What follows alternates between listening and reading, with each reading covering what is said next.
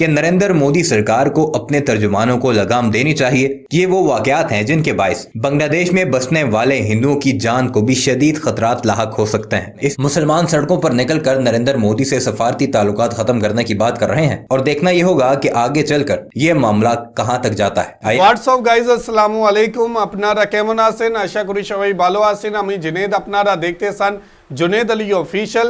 আমি আপনাদের জন্য আরেকটি ভিডিও প্লে করতে যাচ্ছি, সবাই দেখবেন, आशा करी सबाई देखবেন, ভালো লাগবে। आज बात करने वाले हैं कि बांग्लादेशी हुकूमत भी अरबों के नक्शे कदम पर भारतीयों की चीखें निकलवा दी।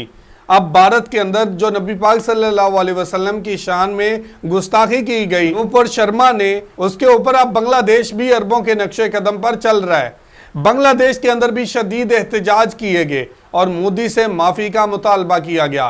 बांग्लादेश के अंदर बड़े पैमाने पर प्रोटेस्ट हो रहे हैं हिंदुस्तान के खिलाफ, नौपर शर्मा के खिलाफ, नरेंद्र मोदी के खिलाफ। आज इसी हवाले से वीडियो है कि पाकिस्तानी मीडिया इसके ऊपर क्या बात करता है। वीडियो की तरफ बढ़ने से पहले आप दोस्तों से गुजारिश है, अगर आप चैनल पर नए हैं तो चैनल को सब्सक्राइब करें, साथ बने बेल आइकन को भी दबाएं ताकि आपको वीडियो का नोटिफिकेशन सबसे पहले मिलता रहे। चलें वीडियो स्टार्ट करते हैं जी। Have we go.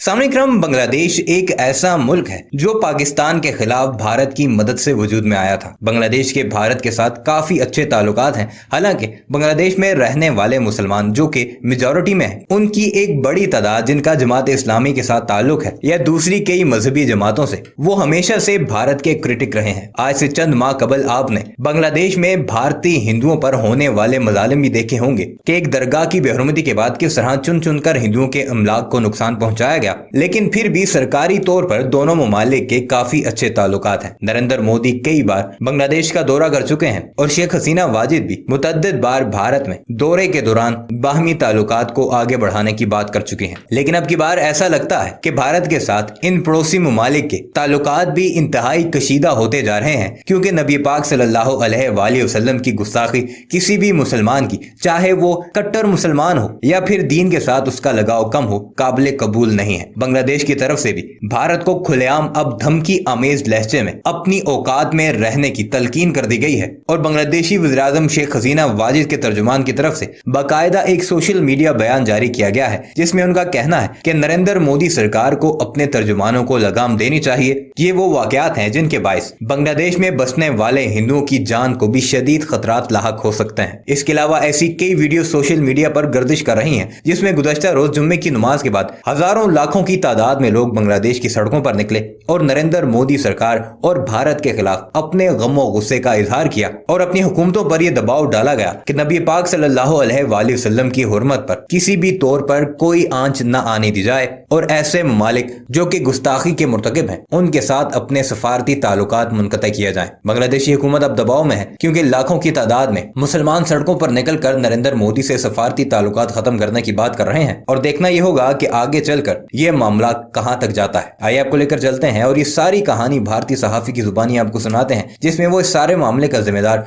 Narendra Modi को करार देकर उसको उसकी औकात दिखाते नजर आ रहे हैं। मगर वीडियो पर आगे बढ़ने से पहले आपसे गुजारिश है कि हमारे इस चैनल को जरूर सब्सक्राइब कीजिएगा और कमेंट सेक्शन में अपनी कीमती राय का इजहार भी जरूर कीजिएगा। भारत में जो कुछ भी हो रहा है वो आप देख रहे हैं, कैसे भारतीय जनता पार्टी के प्रवक्ता अब शब्दों का इस्तेमाल करते हैं जिसे लेकर अरब देशों में भारत की खूब फजीहत होती है। अब भारत के पड़ोसी देश भी भारत को नसीहत देने लगे हैं। आप अंदाजा लगा सकते हैं कैसे जो है बांग्लादेश ने सीधे तौर पर भारत सरकार को घेरा है। जिस तरीके से पैगंबर मोहम्मद के बारे में टिप्पणी की गई, उसके बाद कार्रवाई में विलंब किया गया, इन सभी बातों को लेकर बांग्लादेश सरकार के प्रवक्ता ने सीधे तौर पर खरी खोटी सुनाई है भारत को कि अगर पहले कार्रवाई हो जाती तो शायद ऐसा ना होता। शेख हसीना की पार्टी के प्रवक्ता ने बीजेपी के रुख पर सवाल खड़े किए हैं कि आखिरकार भारतीय जनता पार्टी का रुख रुख ऐसा क्यों है? आप भी देख रहे हैं कि जिस वक्त नुपुर शर्मा ने बोला था उसके बाद ट्वीट आया था नवीन कुमार जिंदल का। भारतीय जनता पार्टी की तरफ से कोई भी रिएक्शन नहीं आया था। जब अरब देशों में मांग उठाई गई तब जाकर भारतीय जनता पार्टी ने कार्रवाई की, लेकिन मोदी सरकार ने अभी तक कोई कार्रवाई नहीं हुई।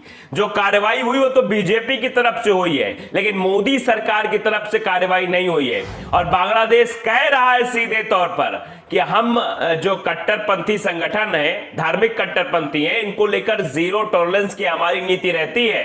भारत में ऐसा नहीं हो रहा है। अब बताइए कि बांग्लादेश तक सवाल उठा रहे हैं। बांग्लादेश में जो जिस पार्टी की सरकार, उस पार्टी के प्रवक्ता सीधे तौर पर भारत सरकार को घेर रहे हैं, सवाल दाग रहे हैं कि आखिरकार भारत सरकार ने कार्रवाई अभी तक क्यों नहीं की। क्योंकि जो कार्रवाई उन दोनों नेताओं पर की गई है वो पार्टी की तरफ से कार्रवाई की गई है।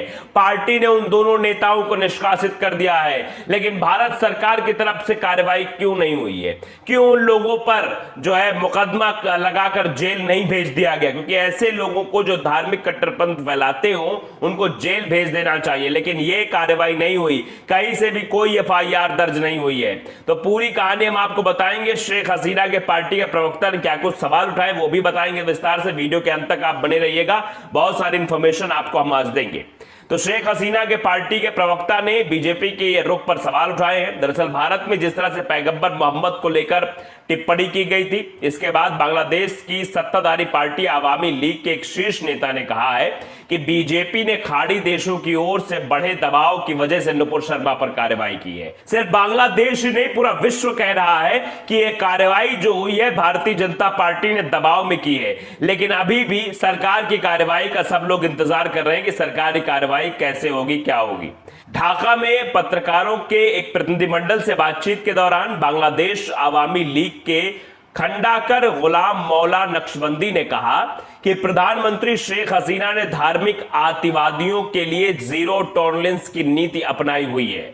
यह सीधे तौर पर भारत पर एक प्रहार किया है, क्योंकि यहां पर धार्मिक आतिवादियों के खिलाफ कोई कार्रवाई नहीं की जाती है। भगवा आतंकवादी लगातार अपने नापाक मंसूबों को अंजाम देते रहते हैं। तो सीधे तौर पर एक बड़ी चोट की है कि हम तो जीरो टॉलरेंस की नीति अपनाते हैं। और उन्होंने सांप्रदायिक सद्भाव सुनिश्चित करने के लिए हाल ही के समय में त्वरित कार्रवाई की है। और फिर त्वरित कार्रवाई की बात कर रही है कि शेख हसीना की जो सरकार बांग्लादेश में है वो जीरो टॉलरेंस अपनाती है ऐसे घटनाओं पर और त्वरित कार्रवाई भी करती है।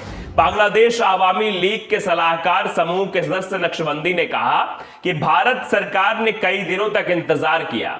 यह सवाल खड़ा किया जा रहा है कि भारत सरकार यानी बीजेपी की तरफ से, भारत सरकार की तरफ से तो कार्रवाई ही नहीं हुई है, ये तो बीजेपी की तरफ से कार्रवाई हुई है। तो भारत सरकार ने कई दिनों तक इंतजार किया और पैगंबर मोहम्मद के खिलाफ अपमानजनक टिप्पणी करने वालों के खिलाफ कोई कार्रवाई नहीं की। और अभी तक कोई कार्रवाई शायद नहीं हुई है सरकार की तरफ से। हाँ, कार्रवाई पार्टी की तरफ से जरूर हुई है, लेकिन सरकार की तरफ से कार्रवाई नहीं हुई है।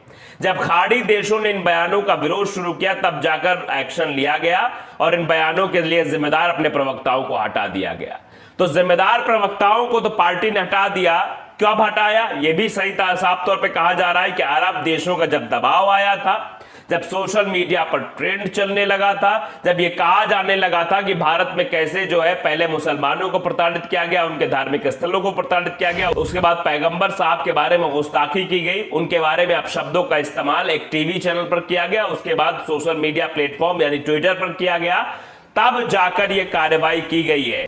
तो जी ये थी वीडियो और आपने देखा पाकिस्तानी मीडिया के बाद भारतीय मीडिया का वो बयान भी चलाया गया जिसमें वो चीख चीख कर ये बात कर रहे हैं कि अब बांग्लादेश भी सवाल उठा रहा है, अब बांग्लादेश भी बात कर रहा है कि बांग्लादेश के अंदर भी अब हिंदुओं के ऊपर ऐसे हमले हो सकते हैं जैसा कि हिंदुस्तान के अंदर हो रहा है।